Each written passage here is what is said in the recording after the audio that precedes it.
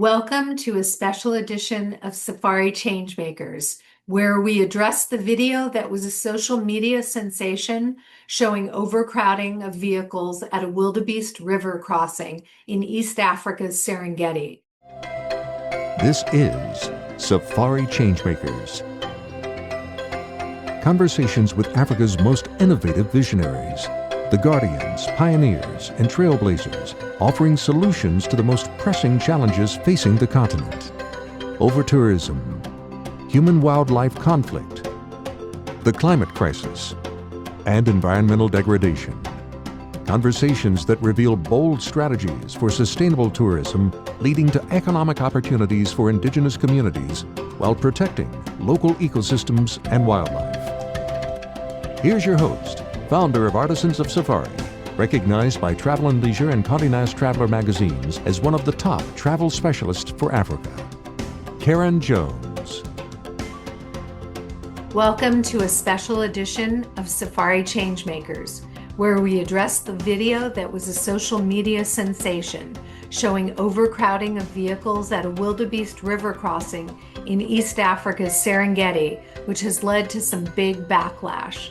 We have three special guests to address this, along with some new video from the area from a couple of guides showing some great improvement, which gives hope for the future and some thoughts on how the industry can go forward. But first, let me take a moment to explain the whole migration pattern in the Serengeti and the Masai Mara.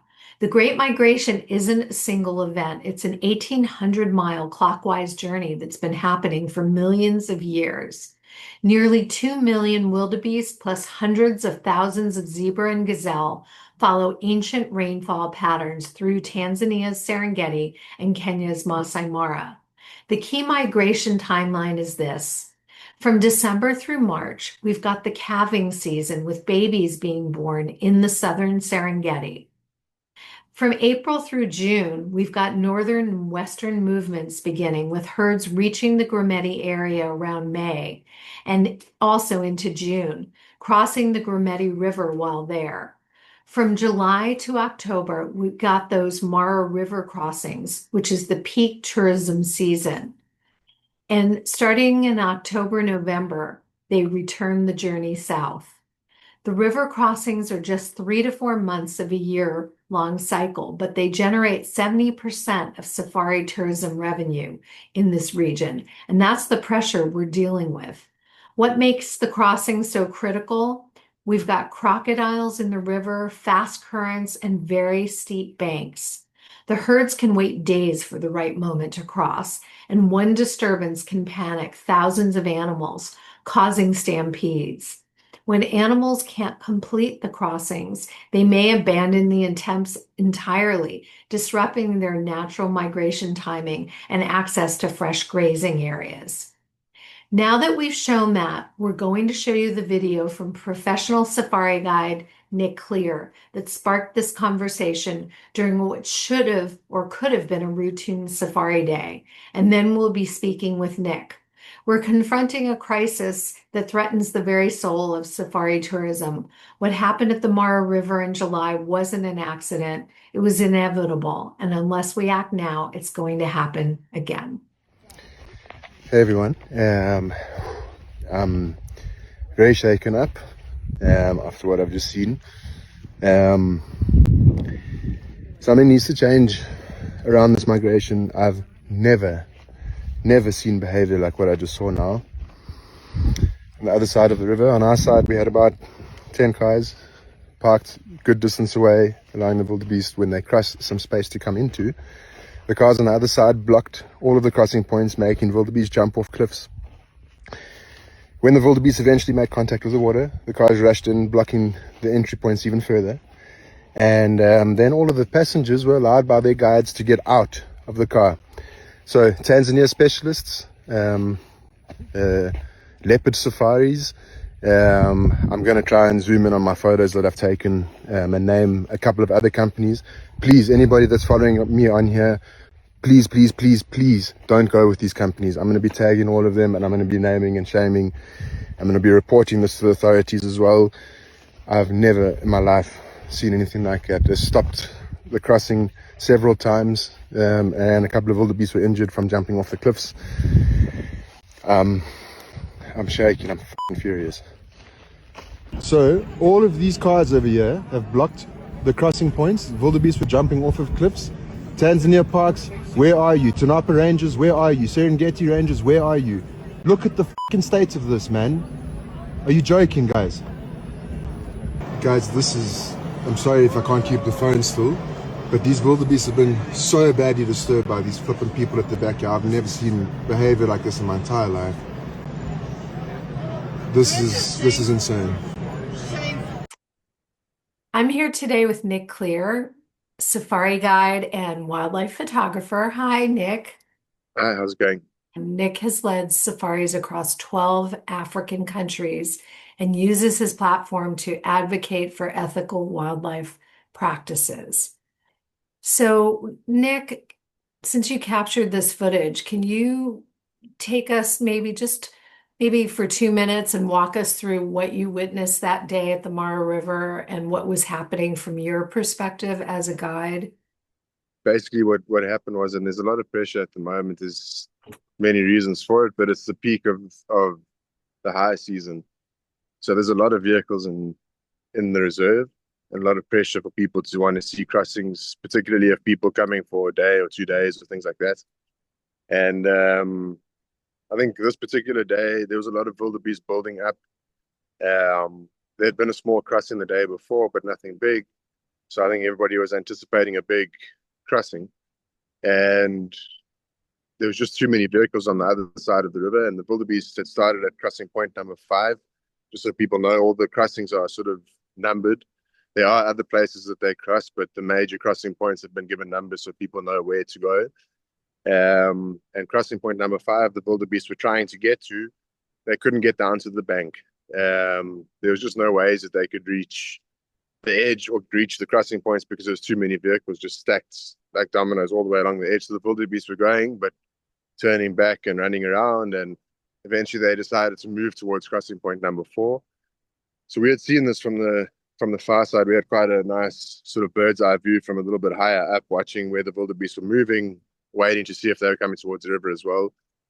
And then they came towards crossing point number 4, and the vehicles joined the stampede basically and all raced in. Some were already there, parked inside the bushes in areas that they shouldn't have been. Others had ignored the barrier. There's a little barrier point where maybe, I reckon, 10 vehicles realistically could get a good view of the crossing. But their boundaries were ignored. People drove up and blocked again the crossing points.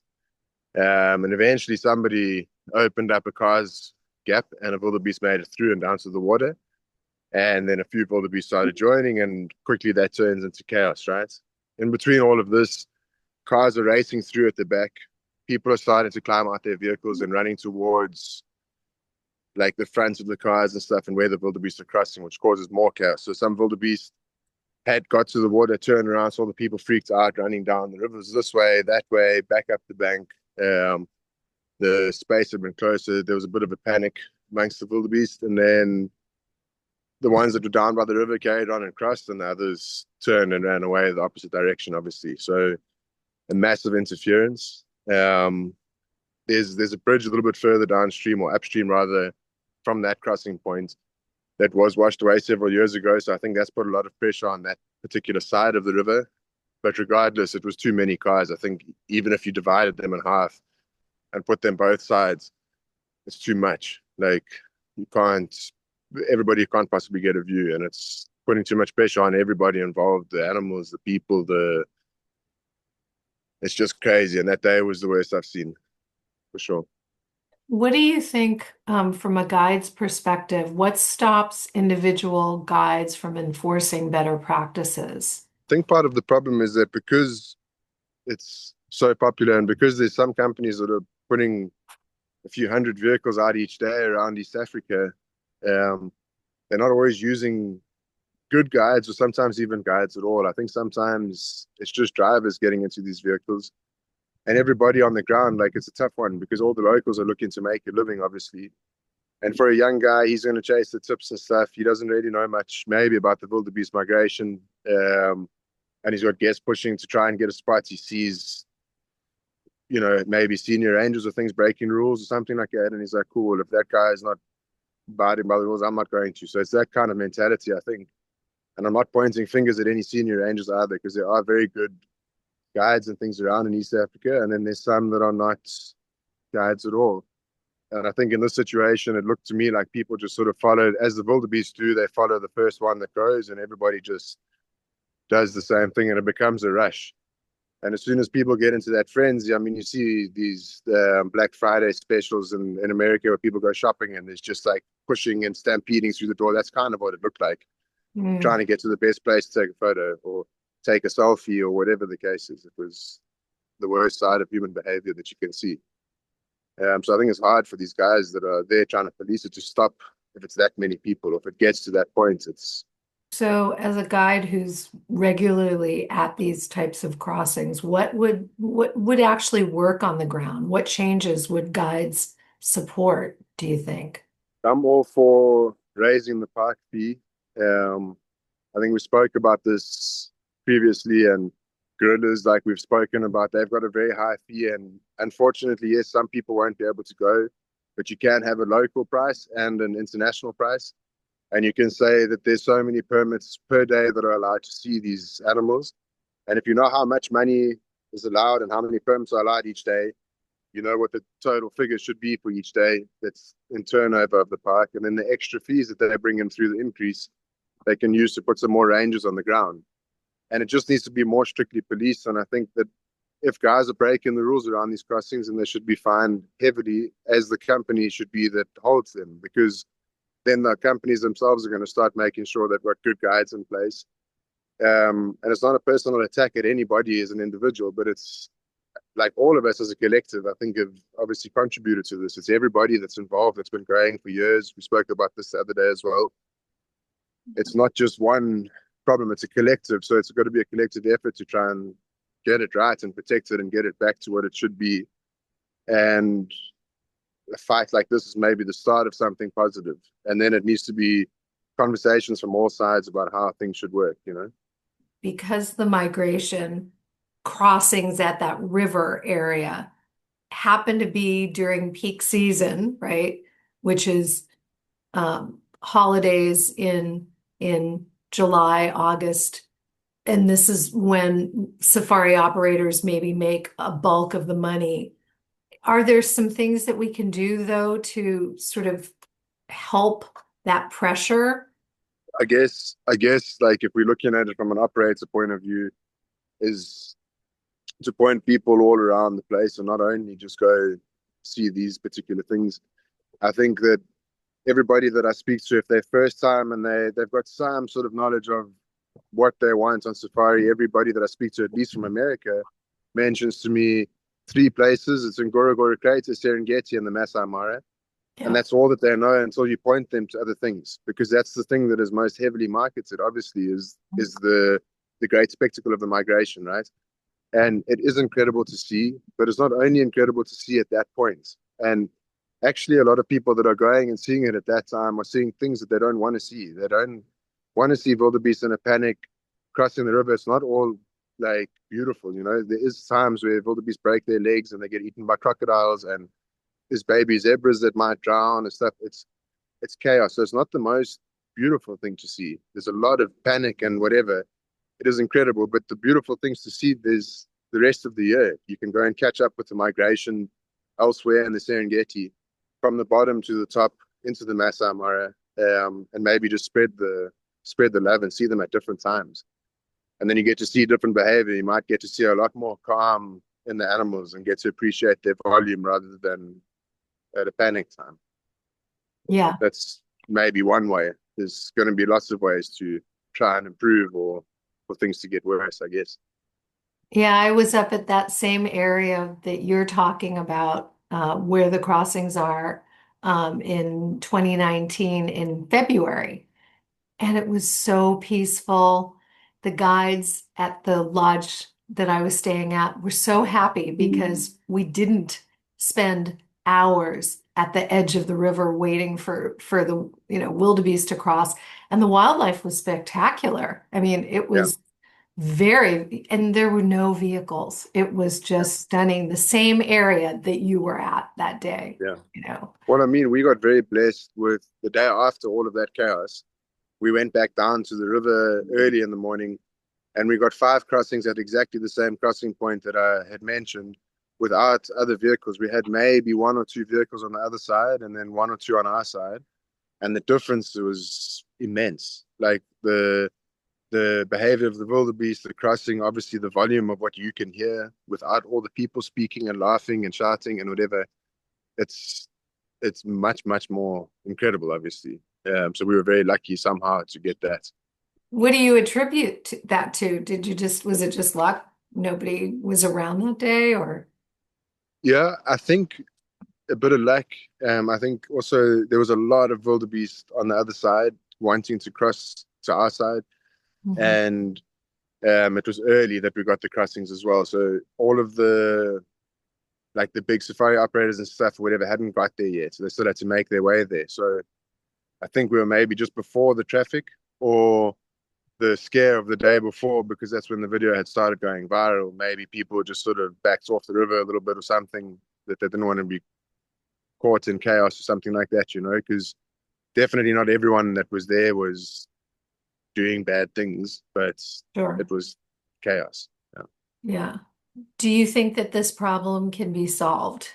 I think it's definitely not just from one moment. I think it's going to be a long fight. There's going to be a lot of backwards and forwards, and a lot of times we think maybe it's getting better and then it gets worse, and vice versa. But I think it's going to take a long fight, and it's going to take responsible traveling. It's going to take a lot of stuff to make it go the right direction.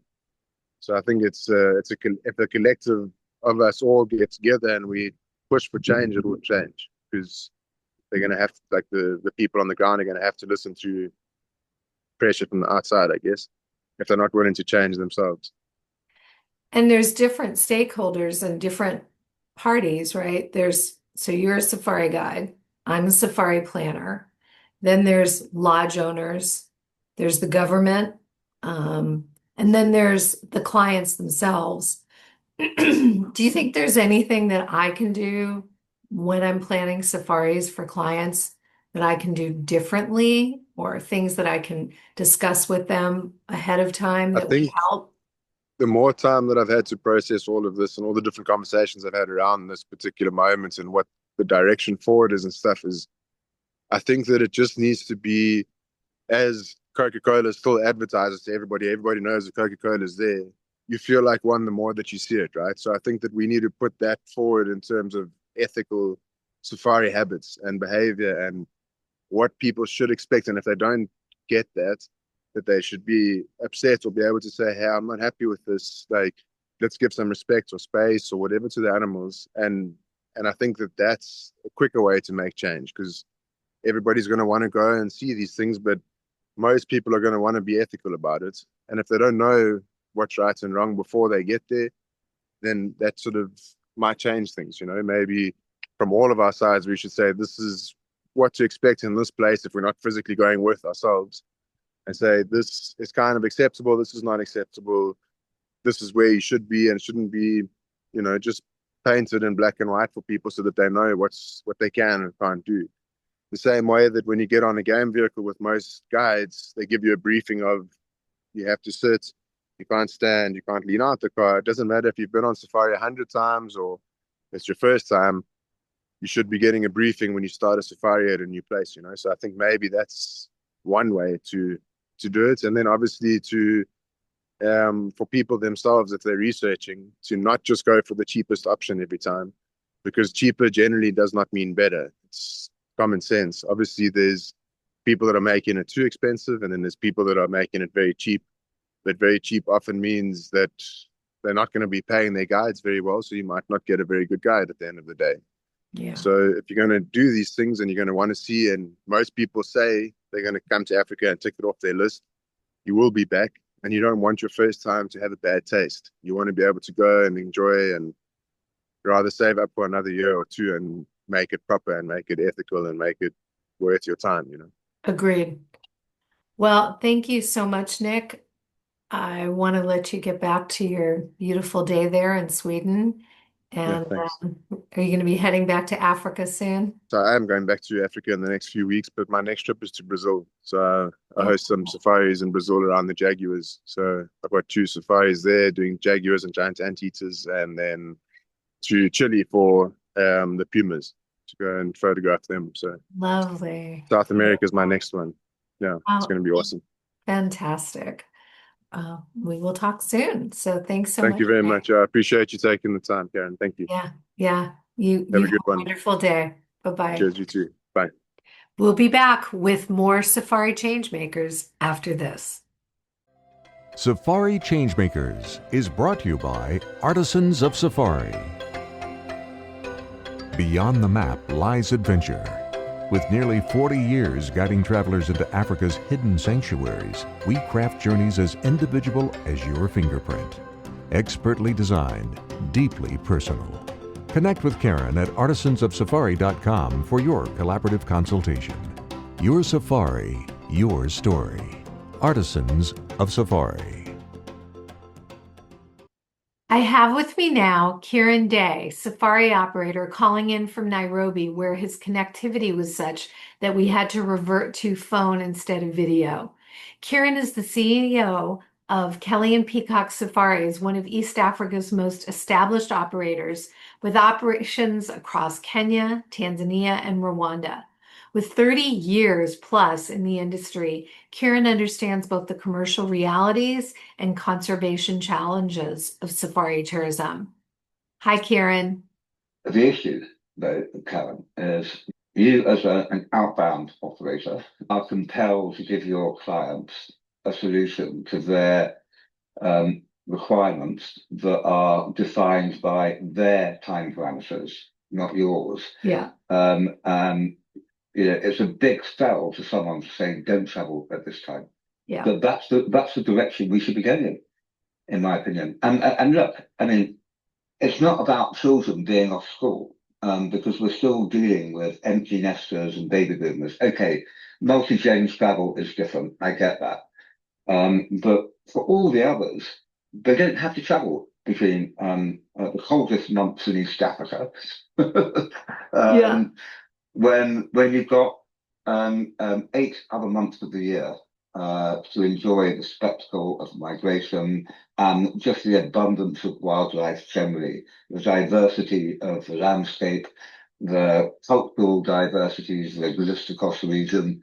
There's so much to offer. And I think as an industry, we have to start talking a different story. We have to change the narrative and get it back to where it was in 2005, 6, 7, when Jan, Feb, even March were busy, busy months. February at one point was high season. Yeah. So why do you think that changed? I think that 20 years ago there were less properties in the Serengeti. Yeah. So there has been, a lot more inventory, big inventory, created in that time span that spans the whole of the Serengeti, where people could choose their time, and that drove this migration centricity, I think, to some extent. People could comfortably feel they could get in high season because the inventory was available for them to have that migration experience that they perceive in their heads. And this is what we've got to change. It's not about a river crossing. It's not about animals going into the Mara and back. It's about the big bang, big five wildlife wow experience that you get irrespective of the migration. Yeah. But everyone has allowed themselves to become, fixated with these wildebeest. If you're lucky enough to see a river crossing, and most people aren't, then fine. But you don't need that to have an amazing safari in East Africa. And that is the messaging I think that we've got to get across. And I think if you're going to carry on the podcast theme, maybe think about moving the discussion along those lines about exploring the virtues of this the home of safari in a different way. Some of the people that we've been talking to, I've done 15 interviews already. And I mean, I've been talking to smaller lodge owners in different areas of Africa and about different ideas and thoughts to combat this specific over-tourism issue. At the end of the day, on someone's safari, they're not going to spend their entire safari sitting on the edge of that river among 100 vehicles watching a river crossing. That's like, it's not even the experience that they're going there for. That's not. So when it comes to my role specifically and ours in promoting what people should be doing, we definitely need to get that across. Also then related to, we had a gentleman who was an expert in coming up with nature tourism regulations, but he seemed frustrated that they've built all these policies, but they're not filtering all the way down to the guide level. And I had asked a couple of Tanzania folks to come on, and they said it's a really sensitive issue right now, that there had been a lot of guide training done earlier this year through the Tanzania Tour Operators Association and then through the Hotel Association of Tanzania, and that they're waiting for the government to respond to this. And I think they're also concerned about saying anything very negative about the Tanzania government at this moment. Well, you saw how the Tanzanian government reacted to Nick's video by saying that we're banning international guides. Banning international guides, yeah. So, we've got to tread very carefully. And that's the challenge. I know that Nick posted that because he was so furious, and I understand his sadness and misery of what he saw. But I think, especially in Tanzania, we have to tackle it as an industry differently, and we have to engage stakeholders in the right way. Say, look, you're just going to diminish the tourism asset unless we can find a way to work together that delivers an exceptional experience. It may not be about quality over quantity. If it's managed well, you can still have your tourism, bucks coming in, keep people gainfully employed. But let's make sure that the policing and enforcement of conduct and ethics and regulation and bylaws is done aggressively and in the right way, so that it becomes an experience that people want to pay for and buy into, because it is so exceptional. Given the fact that Kenya and Tanzania are two very different countries, and they each regulate separately and differently, is it two separate conversations? Will it ever be one? It would never be one. It would be two different conversations. Yeah. Does it come from the government, is what I'm saying, or does it come from other stakeholders? I think the government is a very important stakeholder and needs to be engaged in the right way with the right information presented. But I think that the industry has to come together and say, we're actually going to shoot ourselves in the foot here unless we start to behave differently. And look, it's only a few players, it's not everyone. We're talking about people that don't necessarily respect codes of conduct and ethics and allowing everyone to enjoy a safari experience as it should be enjoyed. So we need to find a way to bring them into a forum where there's an open discussion, where they understand the negatives that can come about from continued misbehaviour along the lines we see, allowing people to step out of vehicles and form a cloud on the riverbank.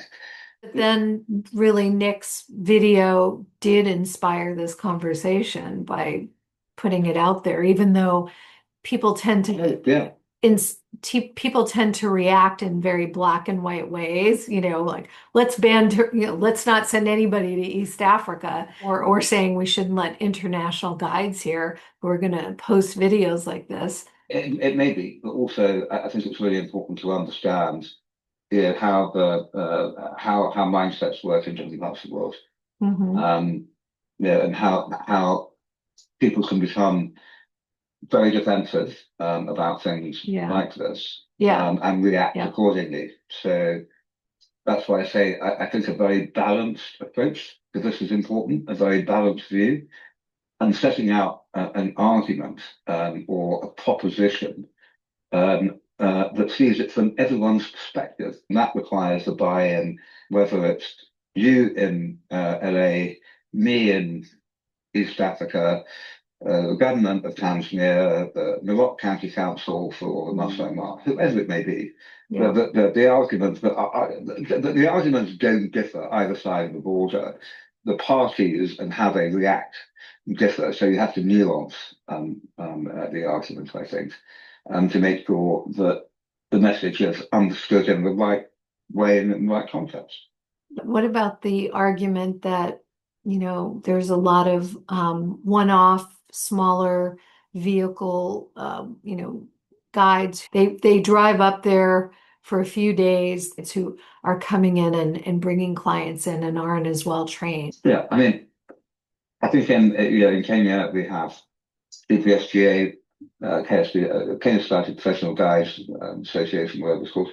So people have to do exams, get qualified, get to their bronze, their silver, some occasionally go gold. They get certified, and they're allowed to have a guide license, basically. We don't have the same thing in Tanzania. So that makes it a bit more of a free-for-all. So we need to have a proper regulated system for guides who have to sign up, A, qualify, B, sign up to codes of conduct, and C, allow for monitoring and enforcement for breaches of those conduct guidelines as an affiliated member of a proper recognised guiding professional society. All these things can happen. In Tanzania, it's a slower process. In Kenya, it's about how you present it. And maybe as an industry, we need to actually get the right presentation together that is balanced and nuanced for both sides of the border. Done professionally, everyone contributes. I don't know how that's organised. So that's another issue. And that maybe also a proper international associational voice that has weight and has clout, that says we send people to East Africa to have amazing safari experience. We have a number of concerns. We understand all of the needs of the individual countries or the individual counties, in the case of Kenya. We've got some recommendations that will only enhance the value that tourism represents for your particular country, and play it that way. But also working with JMCs, the Kenyan Peacock of this world, and others. And collaborating and saying tour operators and DMCs and safari planners working together and saying this is how we're going to promote, sell the messaging that we're getting out there, what we're showing people, how we're presenting it, focusing not just on July, August and the migration in this area, but showing the whole story, and the many options in Africa.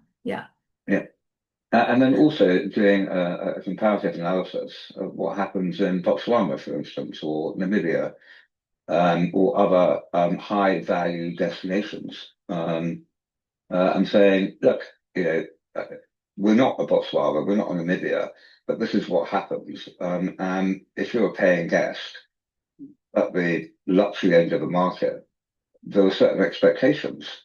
And even if you're not a paying guest at that end of the market, the guest experience will be enhanced and delivered in much better style if there are certain ethics that are applied and enforced. Yeah, I mean, ethics and controls. Yeah, I mean, Botswana has been known as a place that limits the number of beds at camps and really has focused on a low density, high cost tourism model, which is different than what's happening. Also lodges being built right on the migration routes. She talked about that in Kenya. I think it's just going to be a continuing conversation. I think it's an important conversation, but it's a conversation that has to come up with a set of actions which people are prepared to get behind. Yeah. We've also got to respect the fact that we're talking about East Africa. We're talking about a very different mindset. We're talking about poor countries that need the tourism dollar. Yeah. We've got to respect that. We've got to respect the fact that they need the economic advantages and benefits that come from tourism investments being made in this neck of the woods.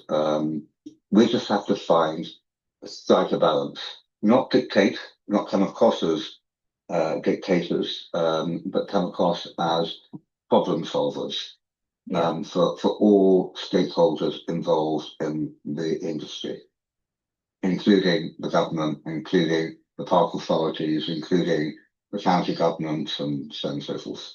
Yeah, because it provides jobs to people, and they need that income across those 12 months too, not just those 4 months of peak season. Yeah, it's a very special part of the world. It has amazing biodiversity. There's nowhere else in Africa that can replicate what Kenya, Tanzania can produce from a wildlife experience point of view.